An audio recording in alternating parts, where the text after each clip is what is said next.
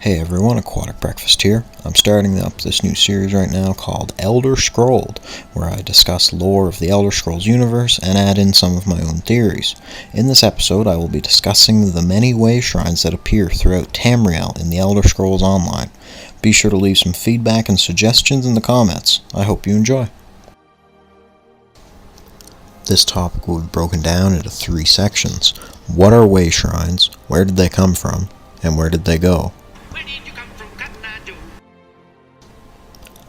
To start off, I will first explain what these wayshrines in question are. Wayshrines are structures found all over the place in the Elder Scrolls Online, and their main purpose is fast travel. When you approach one, you can interact with it to travel between other wayshrines. Aside from going from wayshrine to wayshrine for free, you can also travel to any wayshrine from anywhere you are by paying a small gold fee. This is useful if there are none nearby. Also, it might be significant to point out that you have to discover the wayshrine before you can travel to it. And I wasn't kidding when I said there are a lot of them. I'm level 35 and I'm still finding new wayshrines. To add some more beef to the shrines, there's an in-game lore book you can find titled Wayshrines of Tamriel. I'll begin reading it. Feel free to skip ahead if you wish to not hear the short story. However, I will be making reference to it later in the video. Wayshrines of Tamriel by Baradalmo the Signifier. Since time immemorial, devout mortals of Tamriel have built shrines to their divines at sites that have been recognized as holy and sanctified. Many of these sites were chosen due to specific miracles or blessed events that marked them, though others simply inspire feelings of reverence for matters divine. Because they are located here and there where inspiration struck, rather than at points of convenience, these sites are scattered across the land and have come to be known as wayshrines. Of course, the shrines built at these sites by devout worshippers reflect the local religious beliefs and are constructed and adorned so as to honor the foremost local divines. Many priesthoods believed that wayshrines act as direct conduits to Aetherius, and that when a mortal dies, his or her soul is drawn to the nearest wayshrine, where it meets some sort of psychopomp or spiritual escort who leads the soul to the afterlife. Though this is a mystical matter and therefore not susceptible to scholarly proof, it is striking that so many different faiths across Tamriel endorse this belief. As all know, the stars in the heavens are perforated in the mundus through which the shrines of magical light of Aetherius. Lord Corvus Doreni theorized that the locations of wayshrines on Tamriel correspond to the pattern of stars in the night sky, because our mundus is a reflection of Aetherius. However, to test this theory, we would need a comprehensive map of every wayshrine site on Tamriel, a task too daunting to contemplate, so proof of this hypothesis, if true, will have to come from another source. Lord Corvus was also a renowned conjurer, who devised and promulgated the standard portal spells now popularized by the Mages Guild. His work was based on the pioneering research of the Aeolid sorcerer known to history as the Transmigrant, but that is liquor for a different cocktail. Corvus theorized that, if one only knew how, the wayshrines could be used as a permanent portal network by which one could travel rapidly across Tamriel. He speculated that such a fast traveler would need to somehow attune himself to a wayshrine, which would add its node to the traveler's web of sojourn. However, in order to learn how to do this, the great Doreni wizard believed a mortal's soul would have to be temporarily or permanently unmoored from the mundus. I am not at all certain what that phrase means, and if Lord Corvus understood it, none of his written memoirs explain what he meant by it.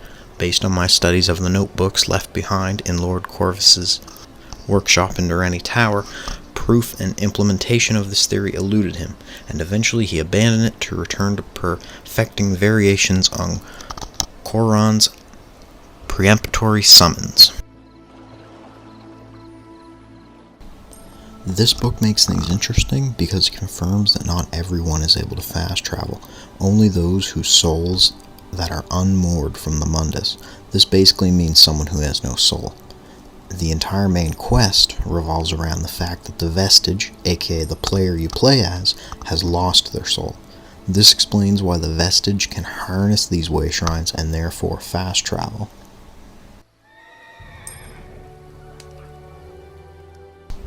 Now that we sort of know what these mythical way shrines actually are, it's a big question as to where they came from, and the lore books simply suggest they were made by devout worshippers, but I think there's more to it than that.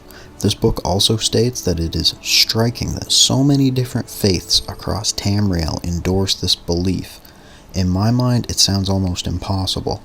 All the different religions, cultures, and views throughout Tamriel are so vast and unique, surely there is no way that everyone from all walks of life just decide, hey, let's all build these shrine-looking things all across the continent.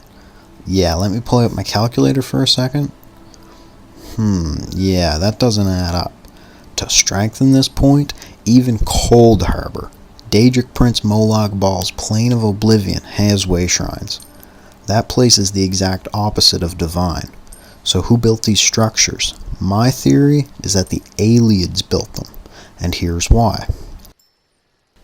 It would make sense that one group of people with the same views built the way shrines, and the Ayleids worshipped both Aedra and the Daedra, which could explain why the shrines appear in Cold Harbor. Ayleids were very attuned with magic, so much to the point that they are known for ethereal magic. If you want more details, do some research into Ayleids. Maybe I'll talk some more about them in a future video, but now it's time to discuss the elephant in the room. Where the heck are these way shrines in present-day Tamriel? They appear all over the place in Elder Scrolls Online, which is chronologically the first game, but in all of the other Elder Scrolls games, the way shrines don't exist. Well, sort of. There is an exception. There are things called Way Shrines of the Nine that appear in the Elder Scrolls 4 Oblivion, but you can't travel with them. They are for players to pray at and you'll receive a blessing. Are these linked to the same shrines in the Elder Scrolls Online? Personally, I don't think so.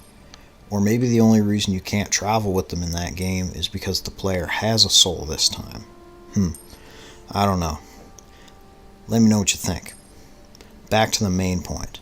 All these games are missing these mass amounts of way shrines, and why? Were they destroyed, lost and forgotten to time? It's highly likely. I personally like to think that the Psijic Order, an ancient group of magic users known for collecting powerful magical artifacts, realized the power these shrines contained and destroyed them.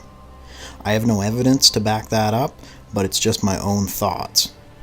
But it's true, no matter where you look, these structures are gone now, without a trace, not even mention of their existence, except for one place, untouched by civilization for years. Let's take a blast to the past and return to the Elder Scrolls V Skyrim.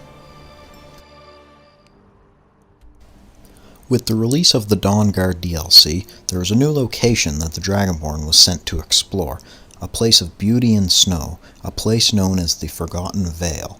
In this valley, deep within the mountains, you come across a few way shrines, still standing.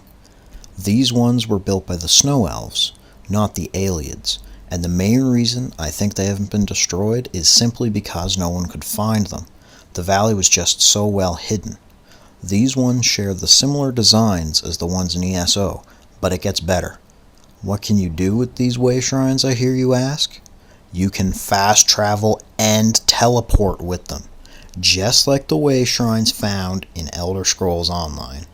This opens up a whole new set of questions, which I might cover in a future episode if you are at all interested.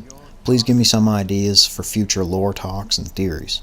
Before I go, I just want to pose a question that I really want to explore.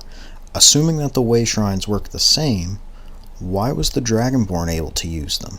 The Vestige didn't have a soul, so that explains that, but as far as I know, the Dragonborn has his soul still well intact. This is making me second guess, however, along with the fact that the Dragonborn can absorb dragon souls, makes me wonder if he has a soul at all. I don't know at this point. Could the Vestige and Dragonborn be linked? Possibly, but that's for another time. I'd like to wrap up by saying that we may actually never know what happens to the way shrines that dotted Tamriel, but maybe Elder Scrolls 6 will explain it a little. We can hope. Thank you for listening. Please leave feedback in the comments. The rest of this video will just be some footage of the way shrines in Skyrim and in the Elder Scrolls Online being compared. I'll see you in the next one.